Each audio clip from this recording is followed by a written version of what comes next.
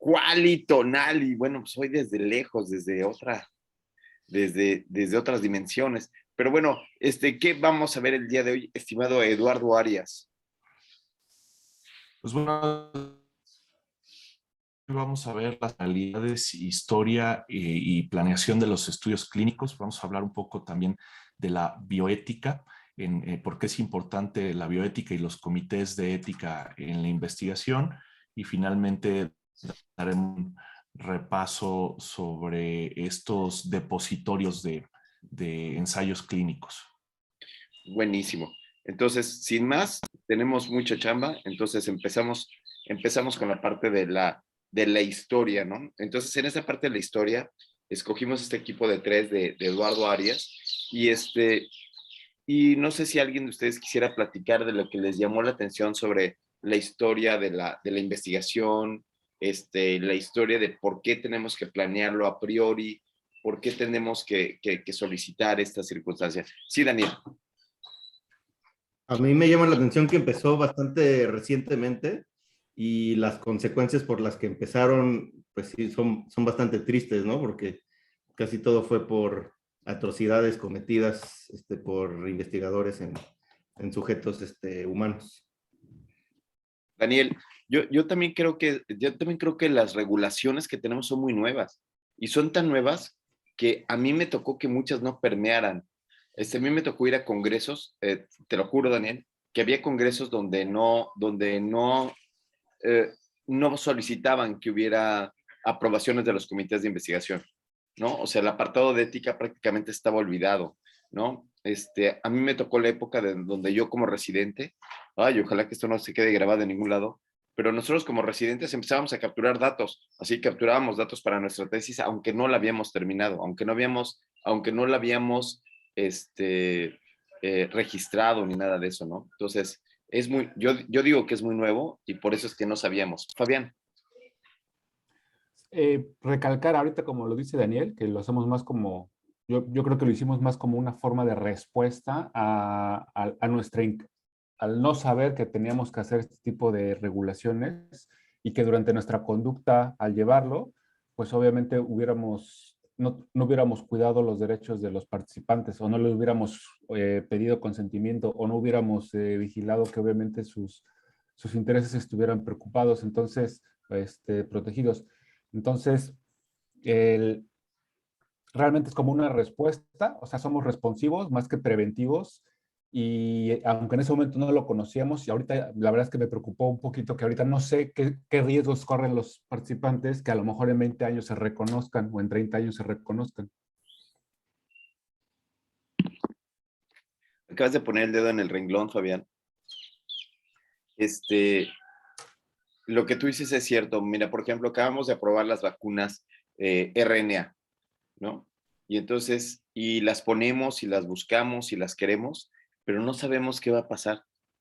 No están terminados los ensayos, no sabemos qué va a suceder. Estamos tomando una responsabilidad frente a la pandemia de algo que no sabemos qué es lo que va a pasar, ¿no? O sea, el estudio de Tuskegee, donde pues no tenían la penicilina para dárselos, o si había, decían, no, pues como quiera tarda en llegar, ¿no? Entonces, eso es un grupo control, ¿no? Los estudios del virus de inmunodeficiencia humana en África, donde decía, pues aquí en África no va a haber, entonces, pues unos que sea el tratamiento estándar, el tratamiento habitual, ¿no? Entonces, ese está interesante. Efraín, por favor. Bueno, nada más, algo que revisamos con respecto a la historia, pues creo que se puede dividir en tres fases, según lo que vimos antes de 1900, de 1900 a 1947, que fue el juicio de Berg, donde se juzgaron a 23 médicos por muchas cosas atroces que se hicieron. Y después de 1947 hasta ahorita, que hemos tenido como varias actualizaciones. Pero justo es lo importante, ¿no? Porque, digo, en 1921, creo que fue uno de los estudios que tenemos como evidencia, un doctor que se llama Charles Maitland inoculó viruela en pacientes prisioneros de una cárcel, que antes era como los sujetos de experimentación, las personas que estaban encarceladas o prisioneras por algún delito se ocupaban como sujetos de experimentación. Pero y ahorita lo vemos de forma como decía el doctor Fabián, ahorita lo vemos de forma quizá retrospectiva y decimos qué cosa tan terrible hicieron, pero en ese momento quizá no era tan descabellado, ¿no? Porque no había otros métodos. Digo, ahorita tenemos pues cosas que, digo, experimentos que se pueden hacer in vitro con otros sujetos de investigación como y animalitos o, digo, cosas así, pero finalmente en ese momento no era no podría ser tan criticable. Y igual lo que estamos haciendo ahorita, pues a lo mejor en 20 años nos lo puedan juzgar, ¿no? Sí, Efraín, oye, ¿y qué opinas tú del proceso que tú has vivido en la maestría? Ahora la pregunta es, este proceso que yo estoy viviendo en la maestría, donde a la hora de leer sobre la historia de la investigación, la importancia de la investigación, muchos de ustedes se fueron derechito a los nazis, ¿no? Porque es lo que más vende. Pero, pero, pero el proceso es que antes de esto, había médicos que no hacían investigación, ¿eh? Antes de que fuera el boom de los números, el boom de la estadística, el boom de comprobar las cosas que yo estoy eh, eh, eh, recomendando a mis pacientes, antes de ese boom, lo que existía es que los médicos podían dar lo que ellos querían. Los médicos hacían lo que ellos, lo que se les viniera en gana, y esa parte de la historia donde vinieron los cambios de 1900, esa parte está interesante. O sea, cuando ya se empieza a hacer unas preguntas un poco más científicas. Eduardo. Sí, doctor, pues como dice, o sea, yo creo que es parte de la evolución de la madurez de la medicina. O sea, si nos vamos a Bulcasis y a Avicena, pues tampoco había mucha opción de hacer investigación y ensayos. Ellos agarraban hormigas y usaban las mandíbulas como grapas, y ahora ya tenemos un sistema de grapas que no hubiera sido posible sin esas primeras experiencias. Creo que es parte de la madurez de ir todo. Ahora, desafortunadamente, hay cosas terribles como lo del Holocausto y todo eso, pero creo que es parte de la madurez y evolución natural. En 100 años, quién sabe cómo vaya a estar la medicina, si vaya a ser todavía basada en la evidencia o regresemos basada en la experiencia, ¿no? Oye, Lalo, pero cuéntame, ¿qué ha sido para ti el proceso de aprender esta investigación y conocer todo esto? Y esa pregunta se la voy a hacer ahorita a Nancy y a Lau, ¿no? Que este proceso donde tú estás aprendiendo, ¿qué es qué es lo que a mí me interesa? Me interesa mucho qué es lo que te toca a ti sobre No, lo que estás aprendiendo. sí, definitivamente cambia completamente la visión que tienes. Es que es el yo investigador y el yo clínico. Y muchos de los clínicos o no teníamos esta información, la bioética lo escuchas como algo muy lejano, pero definitivamente debe tener un impacto tanto en tu forma de investigar y en tu forma de ejercer la medicina. O sea, sí impacta positivamente, creo, en tu toma de decisiones, sobre todo. Por ejemplo, a mí esta diapositiva me llena los ojos, o sea, porque lo que tú estás diciendo es, fíjate cómo mi yo médico de repente deja de pensar en que el objetivo es asegurar la protección y la dignidad de mi paciente. O sea, sí para la investigación, pero también tengo que asegurar esta dignidad, los derechos humanos de mi paciente, la seguridad, y no puedo indicarle placebos, o sea, no puedo jugar con ellos a decir, te voy a hacer algo que no te va a servir, pero te lo mando de todas maneras, ¿no? Cuando yo era chiquito, en urgencias, poníamos, estimada Nancy, y ahorita te doy la palabra, poníamos inyecciones a los pacientes que tenían crisis conversivas, ¿no? Entonces, así, ay, ponle la alemana para que se le quite, para que le duela, y ahora sí que salga. Eh, no pasaba nada si mandabas vitaminas, o sea, un médico podría mandar vitaminas porque pues, ay, algo quiere, para que se vaya con algo, ¿no? Y entonces, esta parte de reflexionar sobre esos procesos regulatorios, en donde decir que no vamos solitos como nada, y cómo esto nos toca en nuestra práctica clínica. No sé si me explico en eso, Nancy.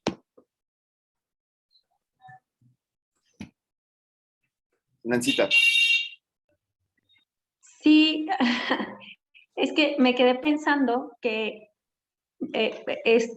lo que comenta, ¿no? El punto que comenta Eduardo de la maduración histórica de la medicina, y entonces yo lo paso a este lado de enfermería, y pasa exactamente lo mismo, ¿no? Por ejemplo, nuestra figura en enfermería es Florence Nightingale, y ella en este asunto de la guerra de Crimea, cuando empieza a hacer toda su teoría, y se da cuenta que muchos elementos del ambiente tienen que ver con las infecciones que se están causando en las heridas de guerra.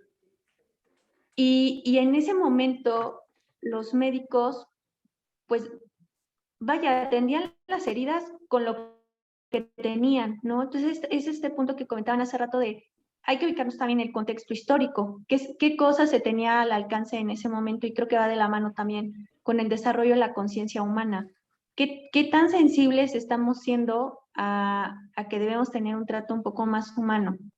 Porque al final, en la historia de enfermería, cuando Florence empieza a hacer como toda esta revolución de enfermería, dice, las enfermeras deben de ser personal calificado. O sea, no puedes tener a una persona que la pongas aquí, que le digas cómo hacer más o menos las cosas y llamarlo que está a cargo del paciente, del cuidado del paciente. No tiene que ser un personal calificado. Y es cuando empieza la profesionalización y ella dice, hay una diferencia, como que empieza a marcar la diferencia entre ser un enfermero y ser un cuidador. Y con la historia que ahorita está contando, me recuerda que cuando yo era pequeña, viajaba en tren a Michoacán con mi tía y me mareaba mucho, o cuando estaba en el coche me mareaba mucho, y mi tía me daba una Halls y me decía, espérate, aquí tengo una pastilla que es buenísima porque me la mandó el doctor y te va a quitar el mareo. Ya con esta pastilla te vas a sentir súper bien, ¿eh? O sea, esto te cancela todo. Y me daba una Halls. Y yo era feliz porque se me quitaba todo, ¿no? Entonces, con esto lo que yo quiero decir es, la ciencia nos da la oportunidad, la ciencia bien hecha, ¿no? Éticamente nos da la oportunidad de poder ayudar al paciente y no quedarnos al nivel de mi tía, ¿no? De decir, toma esto, de una persona que no tiene información, no, toma esto y ya con esto, sale, bye. Entonces, yo creo que es muy importante, como dice Eduardo, nos abrimos los ojos, ¿no? Y nos abrimos un panorama mucho más amplio. A mí me ha servido mucho porque yo he logrado identificar muchas cosas que por ignorancia de estas normas éticas, pues he hecho, que afortunadamente no han dañado a nadie, pero que tampoco está padre, ¿no? Por ejemplo, una de las cosas es, uno hace tesis y nunca le informa a los participantes qué pasa. O sea, es como sale, bye, ya me serviste para titularme y no me importas. Y eso tampoco está padre. Oye, Lau, ¿y qué te parece estas partes donde hacemos tesis, pero no sabemos de guías de buenas prácticas clínicas, no sabemos de guías de buen llenado de documentos, las tesis que no se publican, Lau? O sea, entonces, estos procesos regulatorios que han costado cientos de vidas en otros lugares, de repente nos damos cuenta que ahí, ¿no? Quizás cuando nosotros apuntamos a los demás, a los nazis, los otros 3 dedos nos están apuntando a nosotros, ¿eh? A que nosotros también estamos haciendo estos procesos antiéticos y dificultades donde no seguimos ni siquiera la Ley General de Salud. Justo esto era lo que para mí fue como un gran despertar, porque como que muchos nos íbamos con la idea de que al hacer un estudio retrospectivo no necesita informarle al paciente, ¿no? Ya usar datos que ya se sacaron, que ya están en la historia clínica, pues para qué le informo, ¿no? Si ahí está. Pero creo que muchos nos topamos con esa idea de que tienes que informarle al paciente porque son datos confidenciales, son datos de una persona. Y sí fue como que un poco decir, chin, pues sí, que no quieramos que enfrentar a eso y no podemos decir que estamos haciendo investigación bioética o correctamente éticamente si no realizamos realmente los procesos como deben de ser. Y justo ayer me pasaba que platicando con la doctora Edna me decía, bueno, el proceso es tal y tal y tal y tal. Entonces dices, chin, es un montón de burocracia y un montón de papeles y que tengo que ir y que tengo que hacer, pero realmente es importante hacerlo porque por algo existen esos procedimientos, por algo existe un comité y que te va a señalar realmente si lo que estás haciendo está bien o está mal, ¿no? Y cómo poder corregirlo para que la investigación realmente sea valiosa y entonces esté bien regulada y no tengas ningún problema de ningún tipo.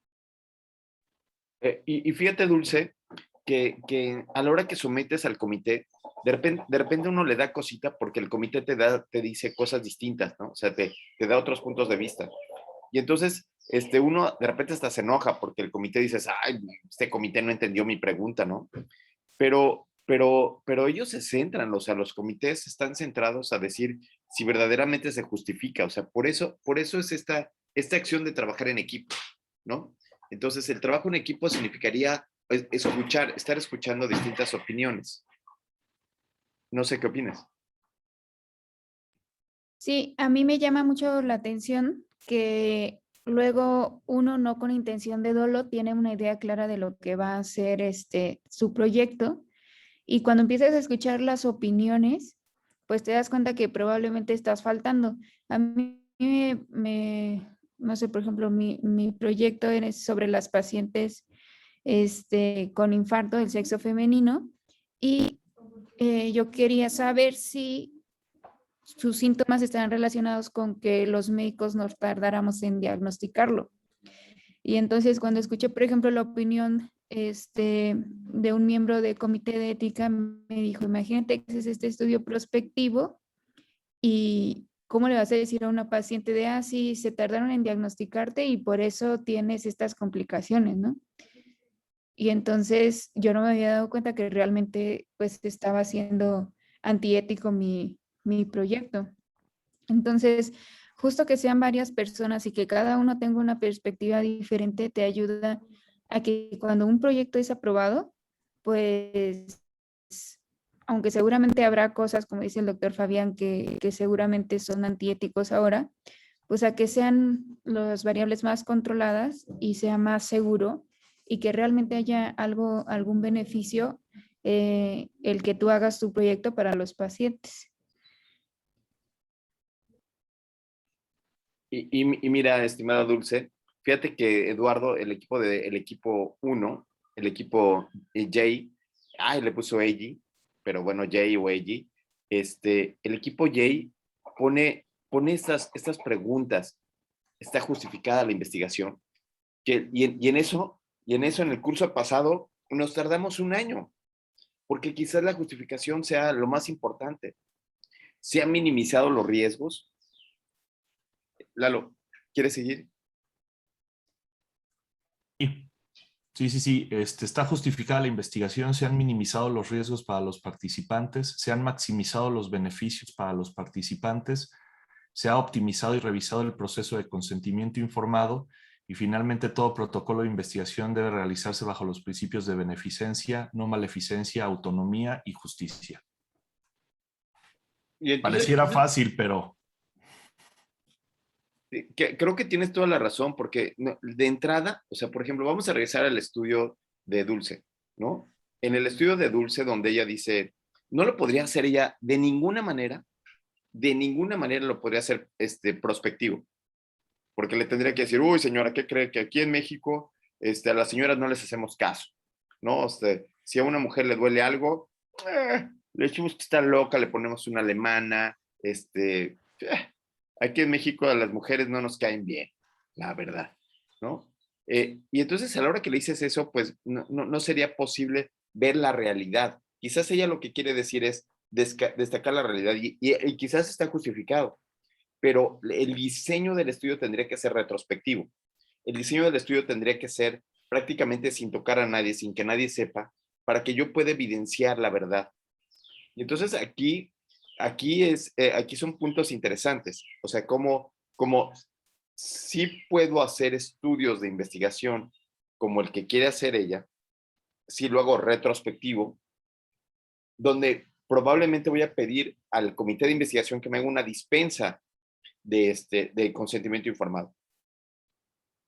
Yo creo que aquí sería muy importante pedir la dispensa de consentimiento informado porque ya pasó el evento, ya sucedió el evento, ya no le voy a ofrecer ningún beneficio a los pacientes, pero el beneficio que obtenga al decir que sí están habiendo diferencias entre mujeres y hombres que sufren infarto, ese es un hallazgo interesante e importante y justificable, ¿no? Entonces, vean ustedes cómo, regresemos al escenario de Florence Nightingale. Florence Nightingale en la guerra de Crimea empieza a utilizar estadística y como los médicos no les gustaba no les gustaba la estadística, les causaba comezón reportar los datos. Entonces decía, Florence, lavarme las manos, get out of here, ¿no? O sea, ¿para qué hago eso? No, hasta que lo probó con números. Es la prueba donde la investigación no nada más tiene estos aspectos de justicia y benevolencia, sino que además tiene un aspecto de necesidad para seguir progresando en la medicina, ¿no? Por eso es tan importante, ¿no? Pero podemos seguir. ¿Quién más de tu equipo está contigo, estimado? José Fabián y Efraín. Efraín, ¿te podrías echar esta diapo? Claro, sí, en esta diapositiva pusimos los momentos críticos de la investigación y se divide prácticamente en tres. La primera es la presentación del proyecto y la aprobación. Y todo el proceso que debe de pasar pues el médico con las autorizaciones de los comités, cumplir los procesos regulatorios para que el estudio sea aprobado. Tenemos que tener consideraciones éticas, legales, financieras, que el estudio tenga validez y todo lo que hemos platicado en las veces pasadas. En cuanto al seguimiento, pues esto está regulado incluso hasta por la norma oficial mexicana. Dice que el investigador principal debe de estar debe de estar reportando efectos adversos, el estado del reclutamiento, cuando empezaste el primer paciente reclutado, el último, cómo vas, reportar efectos adversos, reportar si cierras tu estudio y por qué lo estás haciendo. También los tiempos, procesos y modificaciones que debas de hacer con respecto a eso, y todo eso está bien documentado por la Ley General de la Salud, en el artículo 4, en el artículo 100, de la Ley General de la Salud, y también por la norma oficial mexicana, diversas de ellas, ¿no? Y finalmente la presentación del resultado, perdón. Antes de que vayas a la presentación del resultado, bueno, la presentación del resultado creo que va de la misma mano, pero ahora quiero saber tus sentimientos al respecto de esto. ¿De veras? O sea, ¿tú cuántas especialidades tienes? ¿Ya acabaste tu tesis de especialidad? Pues ya hice la de medicina interna, y ahorita estoy apenas en el diseño de la de oncología, pero apenas estoy en la idea. Efraín, ¿y qué tanto se apegó tu tesis de maestría a presentación del proyecto, aprobación, seguimiento, reportes de eventos adversos y presentación de resultados? Pues yo creo que debieron de haberme juzgado en Nuremberg, doctor, porque no cumplí nada de eso, no lo cumplí. La verdad es que, digo, la idea que yo tenía con la tesis de medicina interna era bien diferente a lo que tengo ahorita. Y por lo menos, por ejemplo, digo, se sometió a un comité, que en teoría el comité era externo, estaba compuesto por pediatras, por médicos del trabajo, por otras especialidades que no eran de medicina interna, y pues en teoría pues tuve una visión externa, ¿no? Que es creo que es de la parte más importante. En cuanto al seguimiento, pues no, jamás reporté cómo iba, nada más dije, voy a reclutar a esto, voy a hacer esto, jamás estuve reportando como el seguimiento de mi estudio.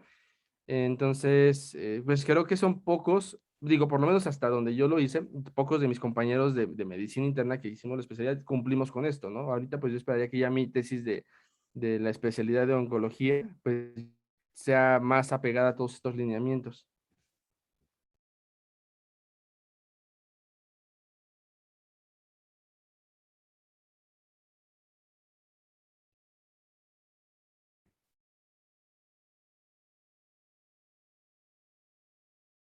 Perdón. Oye, Carlos, vi que movías tu cabeza, ya sentías así. Clau, también tú.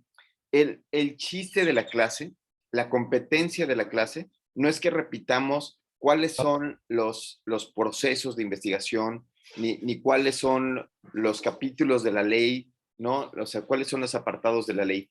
El chiste de la clase es qué me deja a mí, o sea, en mi historia, o sea, qué fue lo que pasó en mi historia. Y entonces, Nancy, por favor, ¿qué es lo que pasa a la hora que yo leo estos procesos de regulación y me acuerdo de lo que he hecho o de lo que pasa Nancy, déjame contarte algo que pasa en el IMSS. En el IMSS hay unos cursos que le llaman cursos posttécnicos de enfermería, y a todas las enfermeras les piden tesis. ¿Sabes cuántas se publican? ¿Sabes cuántas cumplen esto, Nancy? Yo creo que ninguna, porque ahora que menciona Efraín cómo es, ¿no? Yo he hecho 2 tesis, la de la licenciatura y la de la maestría en heridas, y ninguna pasó por comité. Fueron tesis cualitativas, ¿no? Y ninguna pasó por comité. La primera recolecté datos en el Instituto de Neuro. Y lo metí a comité, sí, pero fueron como, querían que tomara mucho en cuenta la teoría de género. Entonces, bueno, teoría de género es un mar de cosas, ¿no? Entonces, era como, no, ya tengo el tiempo corto, total, ya recolecté mis datos porque me permitieron recolectar datos sin tener la aprobación de los comités. Y fue como sale, va y me titulo, ¿no? Y en la tesis de maestría de heridas, híjole, es algo todavía mucho peor, porque piden tesis a cada uno de los alumnos, ¿no? Uno puede hacerlo en equipo, pero es como si ahorita todos nosotros hiciéramos un estudio, ¿no? Y ustedes, profesores, nos dijeran, ¿sabes qué? Pero nosotros ya echamos a andar uno. Entonces, no te preocupes, deriva de ahí, ¿no? Porque, o sea, como era la maestría en heridas y estomas, ¿no? Pues ya echamos a andar uno, es para crear una base de no sé qué cosa, y no te preocupes, deriva de ahí y esa es la carta de consentimiento, la carta de aprobación de los comités que tú vas a tener. Entonces, a mí eso se me hace, o sea, como que ahora que lo digo, no lo puedo creer, o sea, ¿cómo hice algo así? Porque te están diciendo que por una carta que tienen de un estudio grande o vaya genérico que han hecho, de ahí vas a derivar todos los estudios que están haciendo los alumnos y eso es lo que se presenta ante CONACYT porque nos becaron por CONACYT, ¿no? Entonces dicen, no puede ser, ¿no? Y yo creo que es un porcentaje muy poquito, no sé, a lo mejor ni siquiera llega a 1% de las tesis que se publican, de las que se les da seguimiento, que de verdad cuidamos esta parte de los aspectos éticos.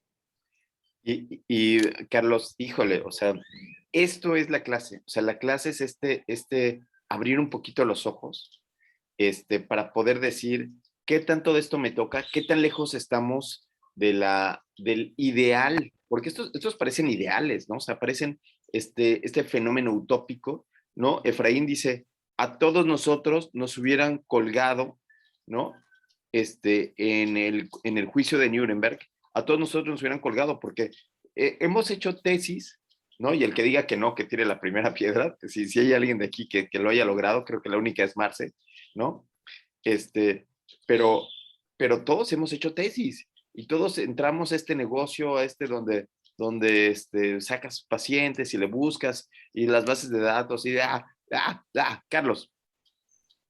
Sí, yo creo que algo bien importante es que, pues sí, ya nos dimos cuenta a través de estas clases con Marce, de la elaboración de estas diapositivas, que hay muchas cosas que realmente en el pasado se hicieron mal, seguramente en el presente todavía hay muchas áreas de oportunidad y no solo quemar a los participantes o a la gente o mencionar dónde se hacen estas atrocidades, sino que en nosotros corresponde que una vez que tengamos este conocimiento, pues ahora difundirlo. Yo estoy seguro que Efraín, así como es, a lo mejor en su momento no lo hizo de una mala intención, ahora el conocimiento lo hará de una mejor forma, ¿no? Y lo hará de una forma totalmente ética, donde se cuiden todos esos aspectos que tenemos que revisar. Y creo que ahora, una vez que tenemos este conocimiento, depende de nosotros, o es una obligación nuestra, dárselo a los demás. Si sabemos que alguien va a hacer una tesis o quiere empezar a recolectar datos, pues mencionarle la importancia que tienen estos aspectos éticos dentro de la investigación, para que no solamente se quede la educación en nosotros, sino que también nosotros adquiramos esa competencia de poder llevar el conocimiento más allá.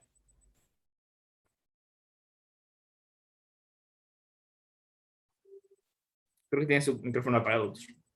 Buenísimo. Entonces, Fabián, por favor.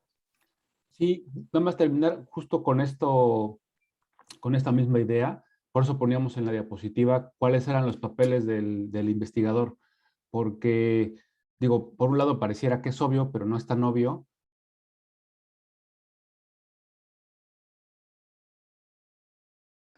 Hoy se le fue la voz. Pero veíamos Eduardo, veíamos Sí. se le fue a Fabián la onda, Sí. pero Eduardo, qué buena diapo hicieron, ¿eh? Muy buena diapo, me encantó. Este es un estudio. Fabián, adelante, adelante. Ay, perdón, se me fue creo que el audio. No, Perdón, nada más era para hablar de que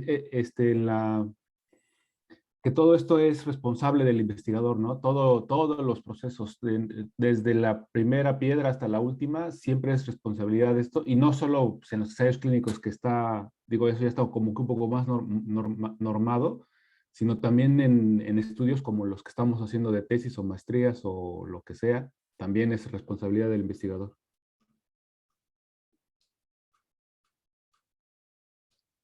Oigan, veo a Clau que asienta y asienta. Clau, por favor, cuéntanos, ¿qué opinas? O sea, ¿qué es lo que te llega a ti de estas partes donde vemos, ¿sabes qué? Que estos son investigadores que hemos ido a ver nosotros a los congresos, son investigadores que hemos admirado, son investigadores que no sabemos los nombres por las enfermedades que han descubierto. Y de Sí, repente te justo encuentras. hago introspección y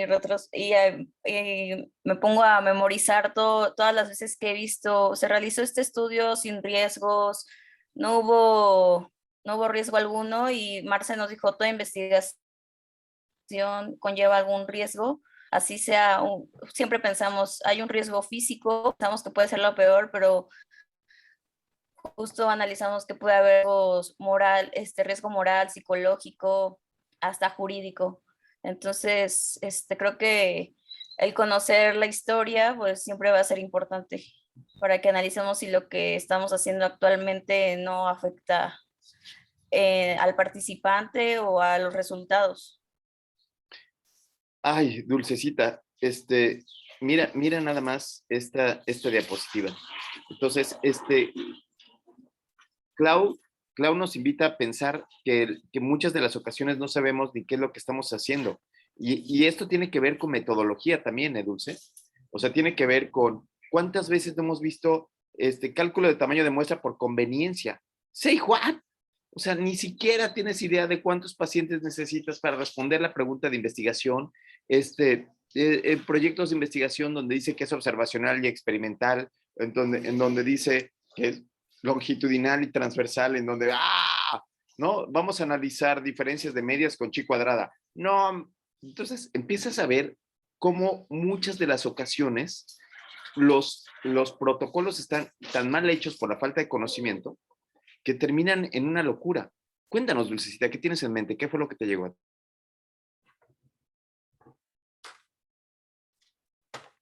Perdón, a mí me llama mucho la atención que en la investigación que hicimos con nuestro equipo vimos un poquito de la historia de la bioética per se, y aun cuando ahorita están diciendo que pues todo esto es responsabilidad del investigador, no siempre fue así. Antes había personas que no eran médicas y que eran los que decidían quién sí recibía un apoyo o no, que eran meramente políticas, y entonces pues las minorías se veían favorecidas. Nosotros incluimos un artículo, o bueno, una revista que se publicó en 1962. Les quiero contar un poquito. Se supone que en 1961 hicieron una cánula arteriovenosa para poder hacer la hemodiálisis, pero en la ciudad de, no sé cómo se pronuncia bien, de Seattle, no me acuerdo cómo se pronuncia, hubo un grupo de personas que decidieron quién se iba a recibir hemodiálisis y ni siquiera eran médicos. Entonces hubo una periodista que hizo un artículo y que lo publicó en una revista Life, que en ese momento pues era una revista de impacto, y que dice, es que ¿por qué ellos tienen que decidir quién vive y quién no? Entonces, en lo que investigamos, esta era como la primera pauta que se marca en los 1900 para dar inicio a la bioética y darle oportunidad al investigador de tomar decisiones sobre sus investigaciones.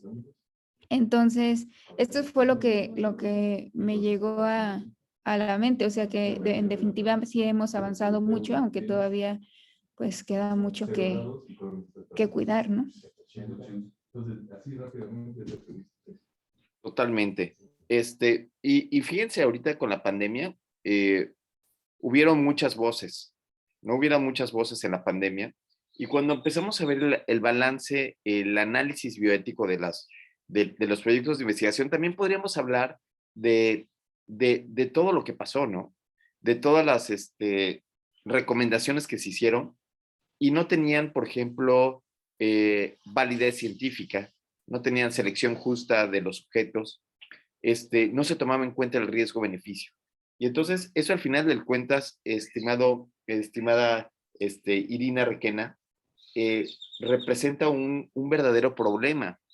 Y representa un problema porque nos pone a los médicos entre la espada y la pared, porque hay unos que recomiendan, o sea, hola, buenos días, soy infectólogo y recomiendo Remdesivir o recomiendo algún medicamento, y entonces tú como internista o como pediatra dices, ay, pues si él lo hizo, si él lo dice, pues debe de ser, ¿no?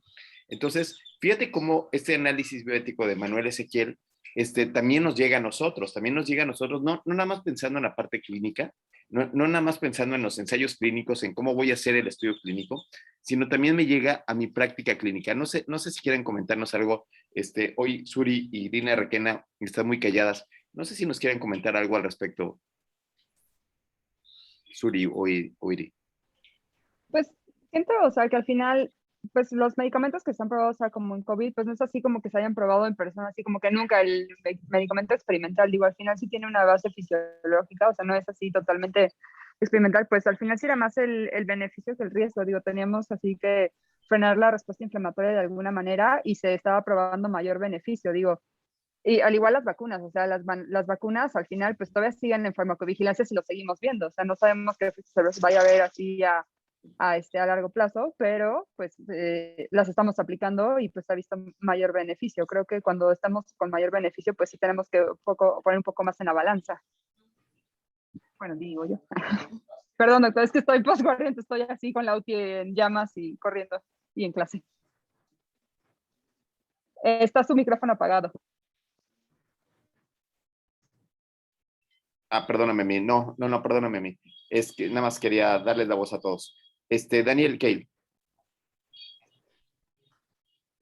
Yo con esto de la pandemia y las vacunas, sí, bueno, yo siento que hay un problema de justicia, porque muchas de las investigaciones que se hicieron para ver la eficacia de las vacunas se hicieron en países, por ejemplo, en Latinoamérica, y la manera en la que se han distribuido las vacunas, pues ha sido muy poco justa, ¿no? Estados Unidos se quedó con millones de vacunas, incluso ya están poniendo hasta terceras dosis, y hay países en Latinoamérica o en África que no están recibiendo pues, casi nada, ¿no? Entonces sí, aquí creo que a pesar de estar en el 2021 siguen habiendo problemas de ética en este tipo de investigaciones.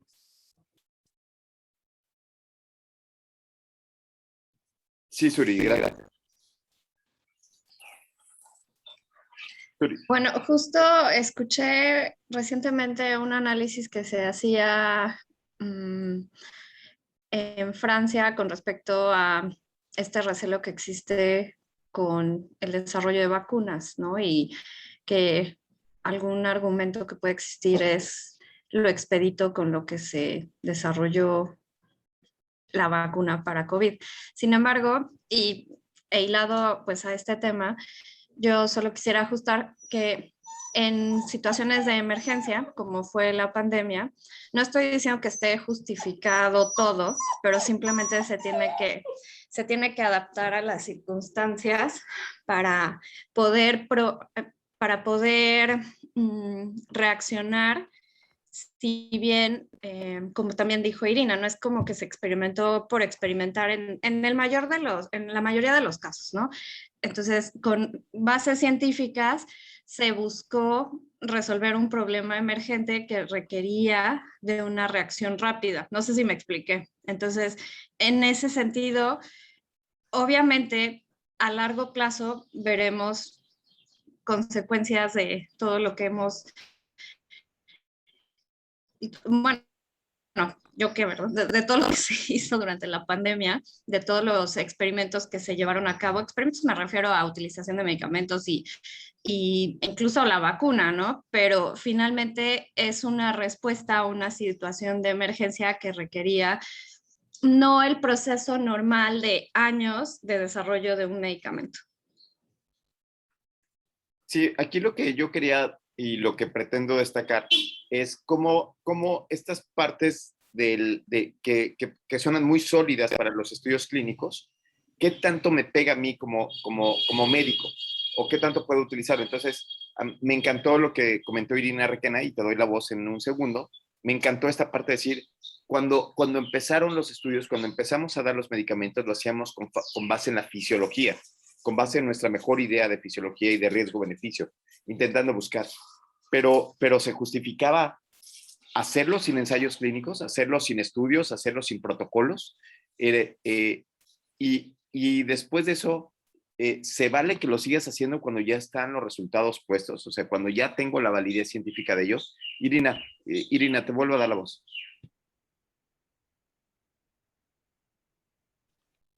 Yo, bueno, también quería como agregar, o sea, si bien yo creo que todos los estudios también no se van a ajustar los criterios de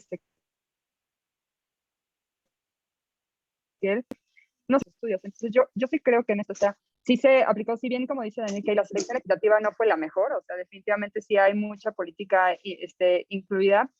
Y lo que usted ahorita refería, bueno, si ya vimos que no hay ninguna, si no hay ninguna eficacia en el tratamiento, ¿por qué se sigue empleando? Pues creo que eso también pues depende del criterio. Hay muchos, o sea, muchos estudios que han sacado que ya, o sea, tal medicamento ya no funciona y muchos médicos lo siguen empleando, pero hay otros que de plano dices, no, no, o sea, ya vi que evidentemente no hay mejoría, digo, no hay daño, pero pues no hay mejoría, entonces ya se elimina. Entonces, digo, al final tampoco es es casi lo mismo de las vacunas a menor escala, pero es como las vacunas, o sea, tampoco hay una farmacovigilancia, o sea, tampoco se ha llevado a mayor tiempo de vigilancia como para poder decir este tratamiento es realmente la idea. Sí, totalmente. Entonces, pero lo que yo quiero decir es, ¿qué tanto nos pega esto que acabamos de ver, ¿no? Dulce? ¿Qué tanto nos pega este análisis bioético, ¿no? ¿Qué tanto nos cambia a nosotros como médicos, ¿no? ¿Qué es esta facultad de tomar la clase? La clase es para ver qué tanto cambiamos, ¿no? O sea, ¿qué es el cambio? ¿Qué te cambió a ti? Bueno, por ejemplo, a mí en la pandemia se me hace válido empezar algún estudio de investigación siempre y cuando pues le digas al paciente que está siendo parte de la investigación y que él acepte la responsabilidad conjunta contigo como médico pues de probar algún nuevo medicamento, ¿no? No me gusta la idea de vender un medicamento como el tratamiento de algo, o pues en este caso de COVID, si ni siquiera tenemos la certeza científica de que así sea. Entonces, no está mal iniciar algún estudio de investigación o de poner medicamentos nuevos o de intentar ayudar al paciente, controlar toda esta cadena inflamatoria, siempre y cuando él sepa que está siendo parte de esto y que pues nadie sabe nada. Entonces, justo en este análisis bioético, pues vale la pena intentar colocar los 7 puntos de Ezequiel, o sea, que a mí la verdad se me haría que los estudios sí deberían de tener todo esto, y que el paciente también acepte mediante un consentimiento informado y se le respete o que tenga autonomía y que pueda decir, ¿sabes qué?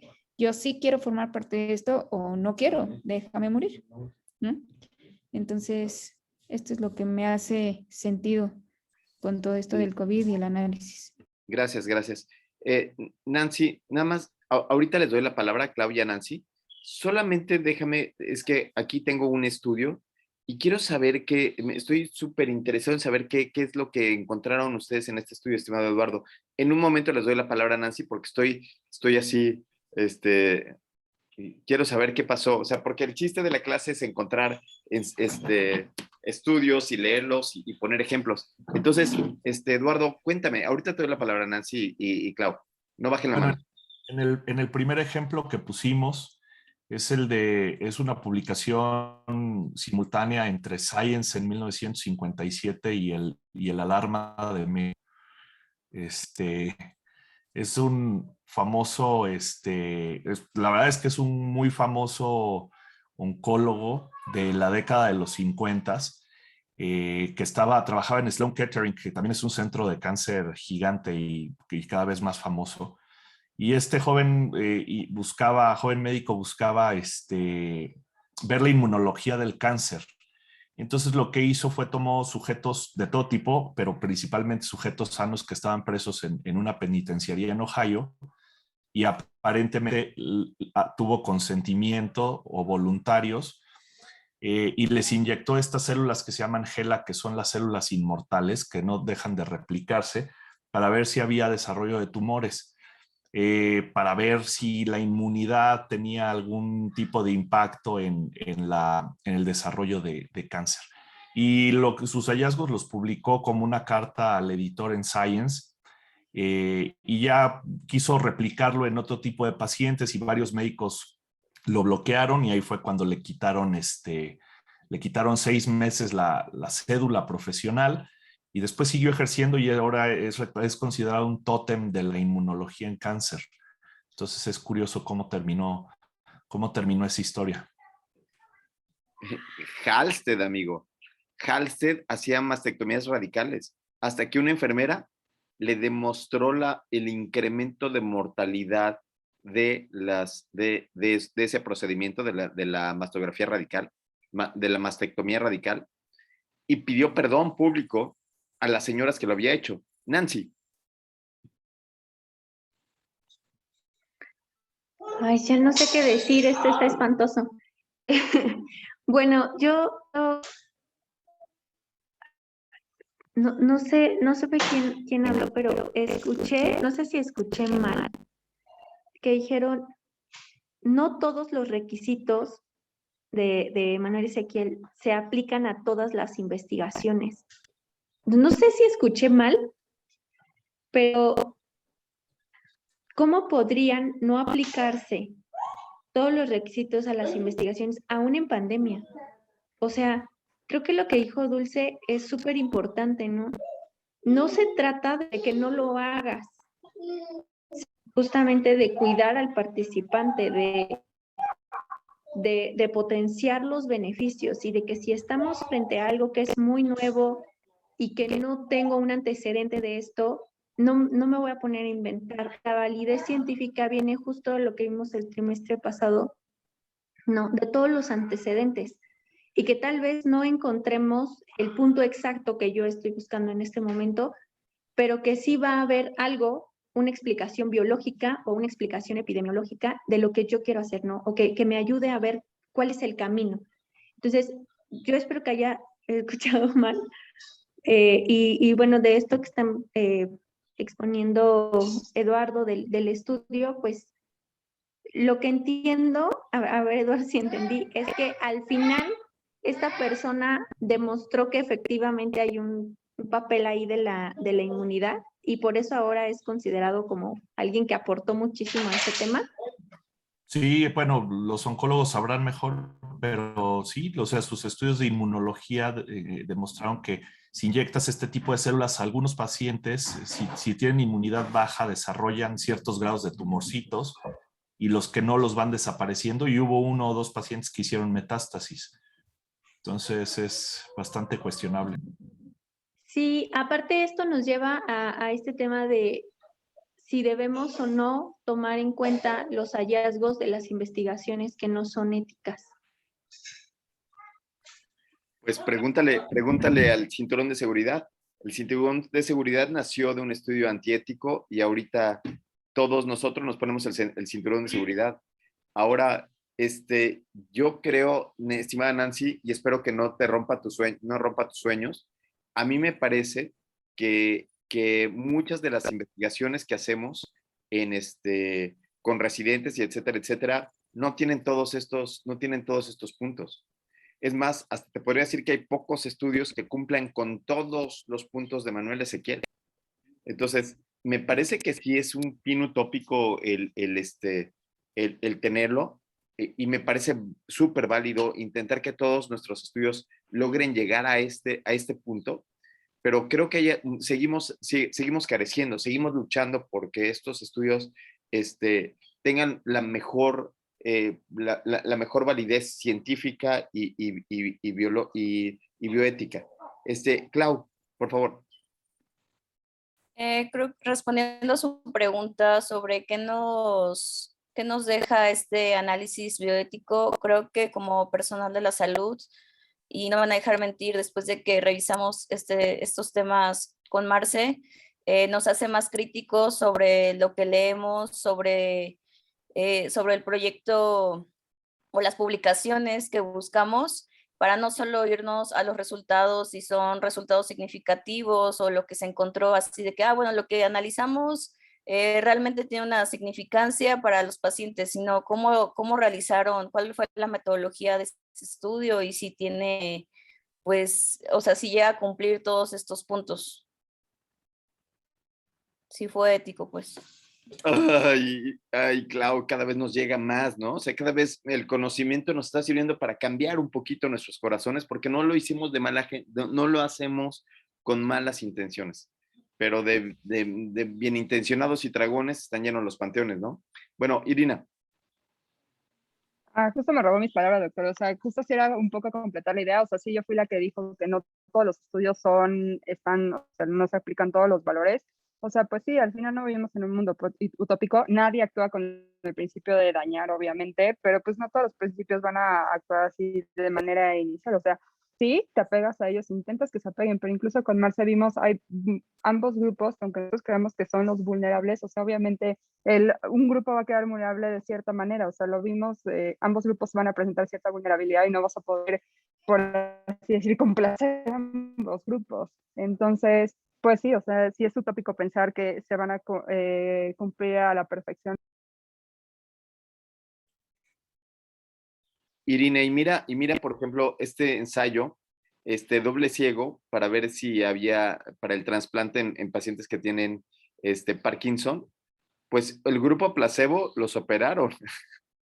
O sea, hijo, mano. De hecho, Entonces, doctor, si me permite, sí, yo puse ese artículo justamente y es un ejemplo muy, muy bonito porque al grupo placebo lo operaron en pacientes que aparte estaban como requisito bien controlados de la enfermedad con tratamiento antiparkinsoniano de base, ¿no? Entonces, si fuera un paciente, digo, no, en ningún punto cabe o hay cabida a operar a un paciente que como placebo, ¿no? O sea, finalmente al paciente lo operaban para simular que le habían hecho pues, la intención, pero realmente solo lo operaban, abrían y cerraban pues, para cegar, ¿no? Al paciente.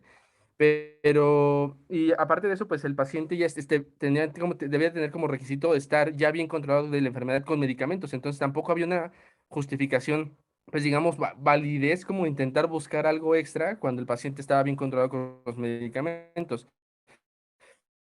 Y además de todo eso, digo, eso es por la parte del grupo de inclusión, bueno, los pacientes que incluyeron, pero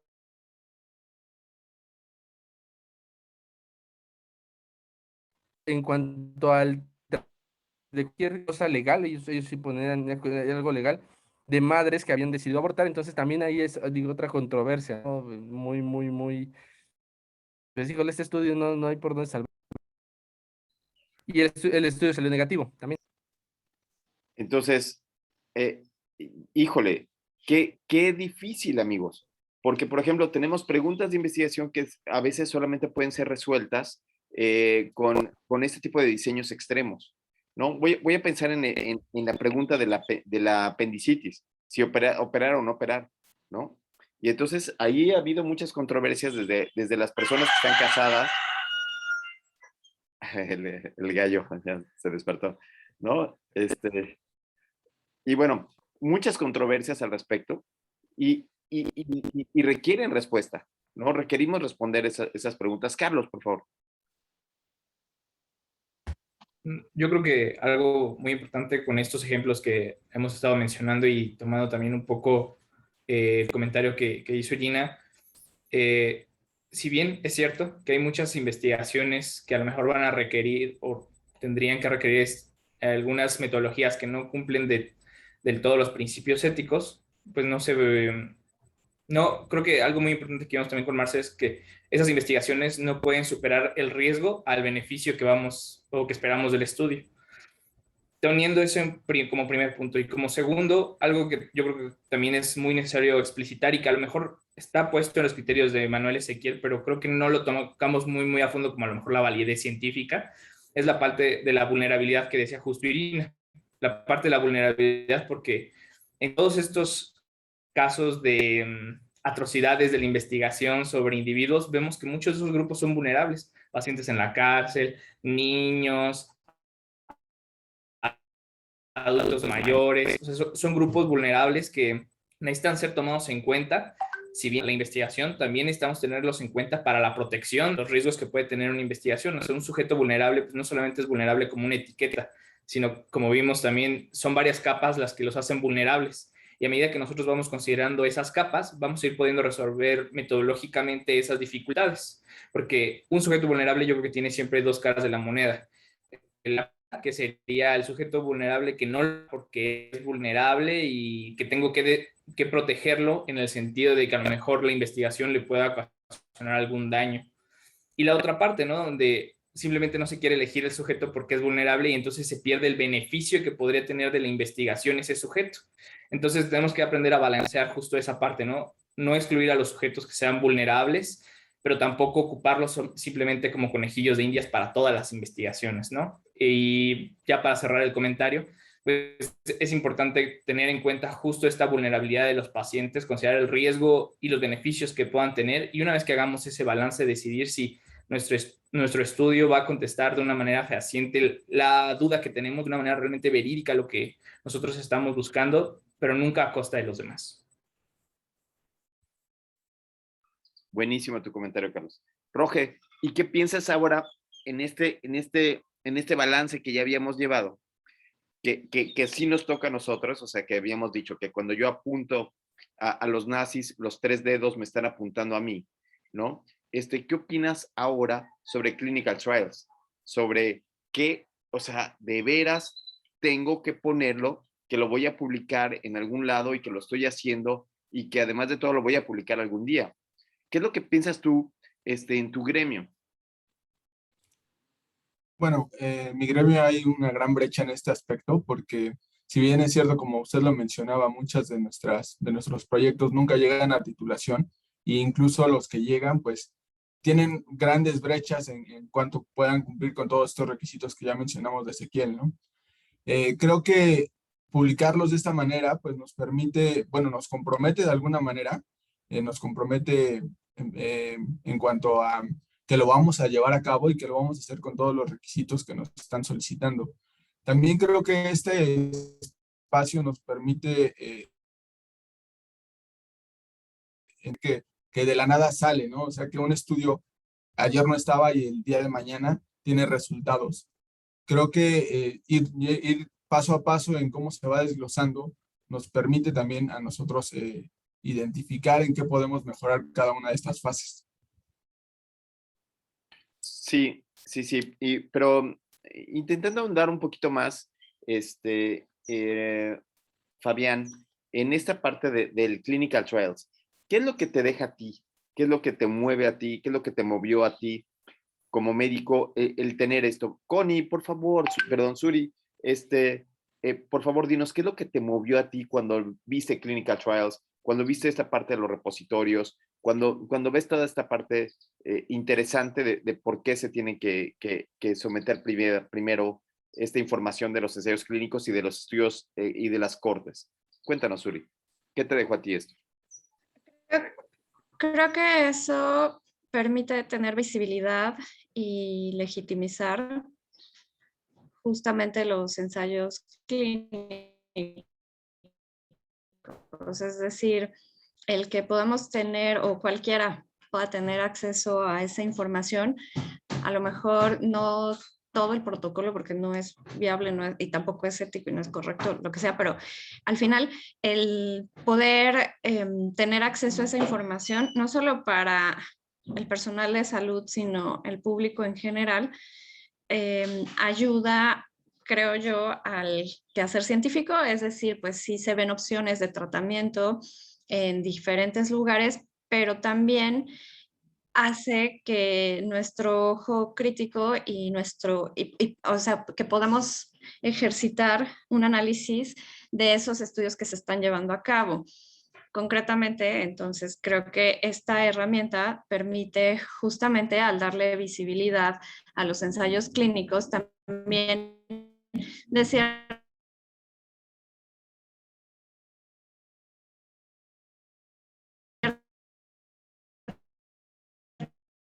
manera los mínimos para poder ser llevados a cabo. No sé si con eso me expliqué o solo divagué. No, yo creo que sí, yo creo que sí, me quedó a mí clarísimo. Y esa es la intención, Suri.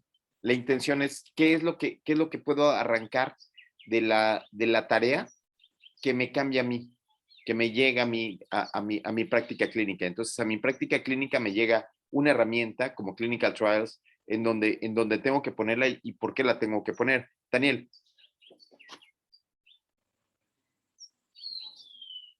Daniel Keil.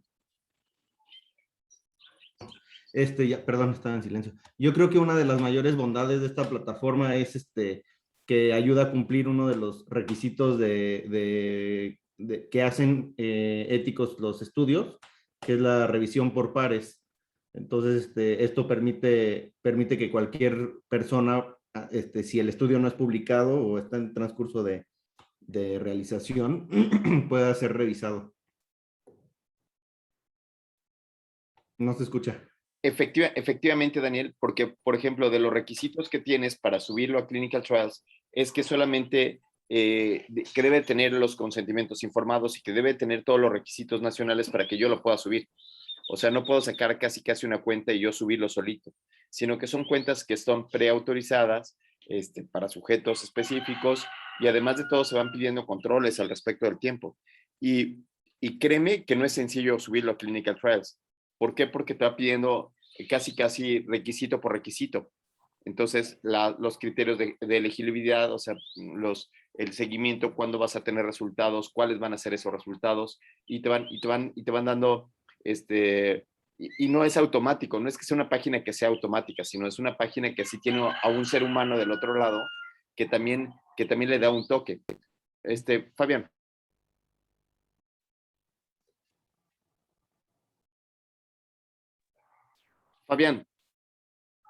Fabián.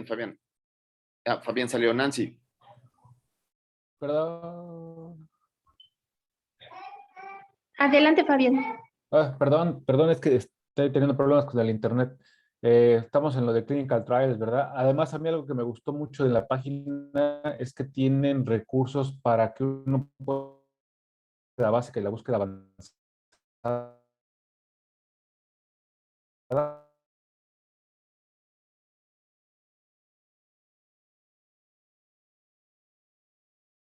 Sí, claro, entonces. Sobre y hay enlaces a otras. Bueno. Sí, te escuchamos, Fabián. Perdón.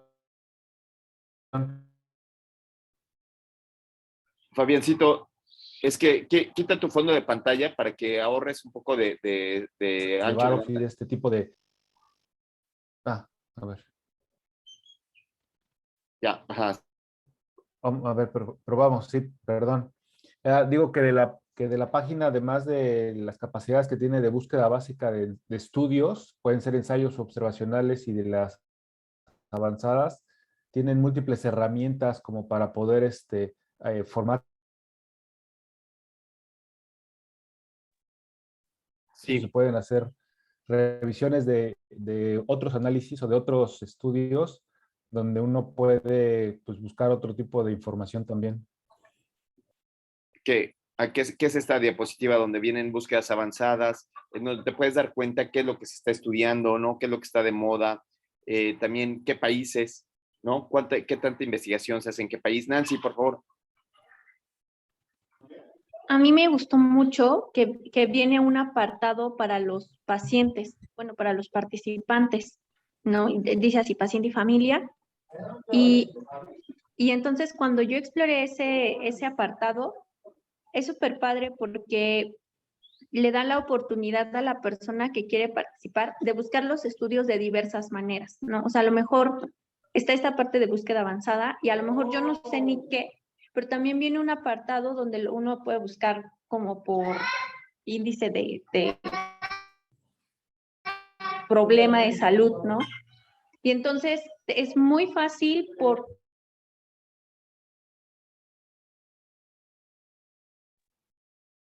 Ahí estamos perdiendo a Nancy. participar en algún estudio. Recuerda que todos los pacientes van con esa idea. Ahí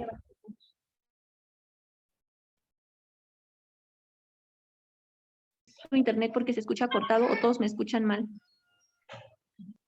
¿Me escuchas bien? Sí, te escuchamos bien. Sí, ok. Entonces, está padrísimo porque el paciente puede ver de qué se trata el estudio, cuáles deben ser las...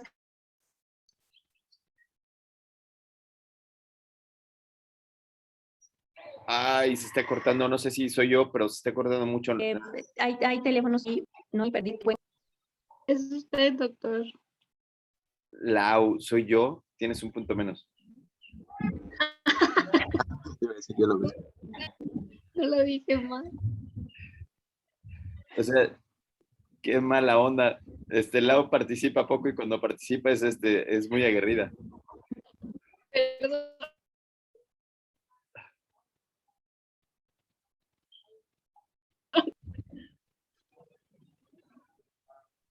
Bueno, ay, está esto horrible.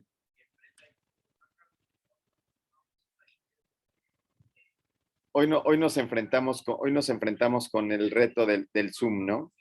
Con el reto de la tecnología. Pero bueno, esta clase sirvió para que lleguemos a lo que a mí me gustaría que sucediera. Lo que sucediera es que pudiéramos tener muy bien la información. Me encantó la información, o sea, que pudieran estar leyendo la información, pero lo más importante es qué es lo que me llega de esa información, qué es lo que me hace cambiar o lo que puedo contrastar o lo que puedo utilizar para mi práctica clínica. De nada sirve enterarnos que hay un mundo en donde hacen ensayos clínicos que cuestan muchísimo dinero si yo sigo haciendo estudios de mala calidad o si yo sigo sin pensar en monitoreo o si yo sigo pensando en algunas otras cosas. Entonces, a mí lo que me gustaría llegar es a esta circunstancia de lo que me toca a mí, de lo que me toca alrededor de la clase, ¿sí? Y si los gallos me permiten, ¿no? Si los gallos me permiten, voy a presentarles qué es lo que vamos a ver para la próxima clase, ¿no? Las tareas me encantaron, pero vamos a ver rápidamente qué es lo que vamos a ver para la próxima clase para estar seguros de qué es lo que es, para estar seguros en el trabajo que vamos a hacer la próxima clase. Entonces, el punto básico, yo creo, es que, ¿qué tal les pareció el trabajo en equipo? Está bueno, ¿no? Está bien. O sea, permite leer, me permite no morirme en el intento, porque si lo hiciera yo solo, púchale, ¿no? De que a que acabo todo eso, seguro me muero, ¿no? Antes de lograr terminar la tarea. Y entonces en equipo me parece que podemos tener este aspecto de disfrutar la maestría, ¿no? De también tener este disfrute y no estar chambeando tanto. Esta es la tarea número 2, y la tarea número 2 está difícil. ¿Por qué está difícil? Bueno, está difícil porque tiene una parte en donde vamos a hacer la estructura y formato del protocolo, ¿no? Y entonces aquí necesito dos cosas. Uno, trabajo en equipo. ¿Me podrías leer qué es lo que vamos a trabajar en equipo, estimada Laura García, ahora que tienes un punto menos?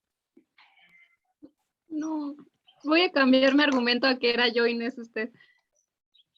Ok, ya te subimos al punto otra vez, ok. Gracias. Tarea de presentación individual 3. Principios de cálculo de tamaño de muestra. Cálculo de tamaño de muestra en la página de OpenEpi y adapte su pregunta de investigación para calcular el tamaño de muestra a un estudio de una proporción, una media, diferencia de medias y diferencia de proporciones. Ok, entonces, tal cual, ¿no, Lau?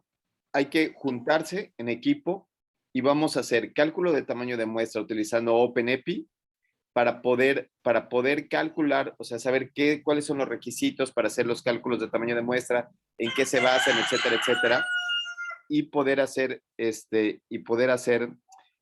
todos estos ejercicios para una proporción, para una prevalencia, para una media, para diferencia de medias, para diferencia de proporciones, para estar jugando como especie de taller, ¿no? Entonces aquí revisamos cómo se utiliza OpenEpi, vamos a revisar cómo se utiliza OpenEpi la próxima clase, y después viene otra tarea. La siguiente tarea, Benigno, dime que ayúdame a leer, ¿no? Ese fue. Sí, doctor. Tarea 1 sería esto, OpenEpi, y después la tarea del protocolo final. ¿Qué es lo que Tarea en protocolo final, ajá. Punto 1, título. Punto 2, objetivo general y secundario. El 3 es el diseño arquitectónico, 4, tipo de estudio, y el 5, supongo, cálculo de tamaño muestra. Exactamente, sí. Sí es el 5. Entonces, ¿ahí qué tienes que hacer? Entonces, ¿cuántas tareas van a entregar, Benigno? Pues es una individual y una en equipo, ¿no? Bravo. Muy bien. Entonces, son 2 tareas, una individual y una en equipo, ¿no? Entonces, para la próxima clase, ¿no? Entonces aquí... Oiga, doctor, es que hay una tarea que es 2.1. Creo que yo la regué, ¿verdad?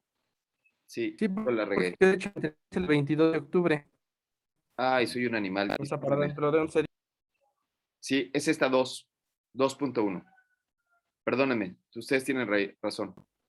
Entonces, este es igualito. Una presentación por equipos de 4 alumnos o de 3 alumnos y con estos puntos. ¿Sí, Nancy? Y para este punto solamente tenemos 4 puntos para entregar de manera individual. Es exactamente lo mismo, ¿sí, Nancy? Sí. Clarísimo, ¿no? Entonces, hacemos primero una de metodología que se debe de basar en Clinical Epidemiology del Dr. Feinstein, o el capítulo 3, si les gusta leer a los mexicanos, ¿no? Capítulo 3 de estudios de causalidad, y entonces vamos a ver causalidad contra prueba diagnóstica, vamos a intentar ver las diferencias entre los estudios observacionales contra los experimentales, longitudinales contra transversales, y los distintos tipos de diseños, ¿ok?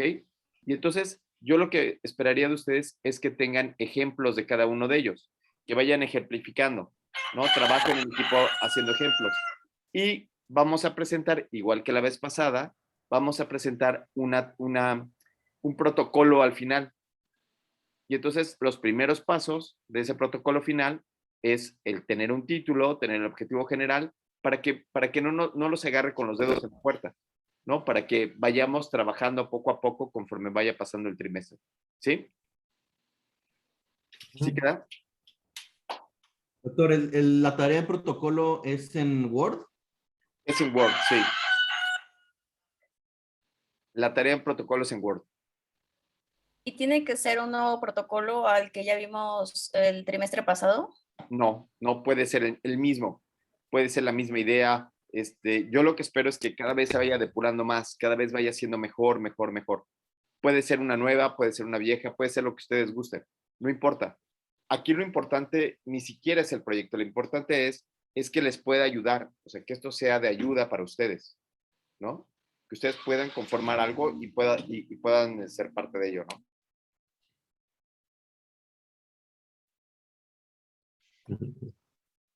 Bueno, hoy estuvo difícil, estuvo muy campirano el asunto, hubieron muchos gallos, ¿no? Y entonces, pues no me queda más que despedirme y nos vemos el próximo sábado, ¿no?